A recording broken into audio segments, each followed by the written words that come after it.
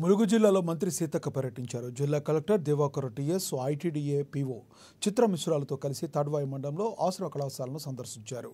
విద్యార్థులకు computer knowledge ఉండాలని 15 కంప్యూటర్లు కలిగిన ల్యాబ్ను ప్రారంభించారు.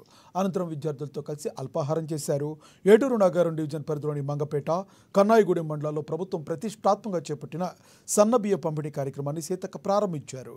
నిరుపేదలు సన్నబియ్యం 60 రూపాయలు వెచ్చించి కొనలేని పరిస్థితిలో దొడ్డు బియ్యాన్ని తినేవారు. ఇప్పుడు అలా కాకుండా ప్రభుత్వం ఒక గొప్ప కార్యక్రమం చేపట్టి నిరుపేదలకు ఉచితంగా రేషన్ దుకాణాల ద్వారా తెల్ల రేషన్ కార్డు లబ్ధిదారులకు 6 కిలోల సన్నబియ్యం ప్రభుత్వం ఉచితంగా పంపిణీ చేయనుందన్నారు.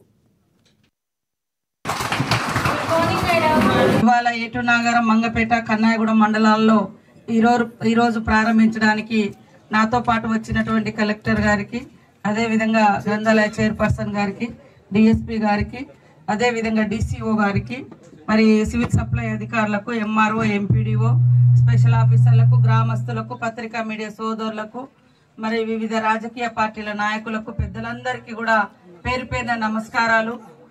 కానీ పేదవాళ్ళు సన్న బియ్యం కొనుక్కొని తినలేని పరిస్థితిలో మరి ముక్కిపోయిన బియ్యం, ముతక బియ్యం, ఆ దొడ్డు బియ్యం అవే మిల్లర్లు మనకు సప్లై చేసేది. వాటిని కూడా కొన్ని చోట్ల పక్కదారి పట్టినాయి. కాబట్టి ఇప్పుడు పేదవాళ్ళు కూడా మరి ఉన్న వాళ్ళతో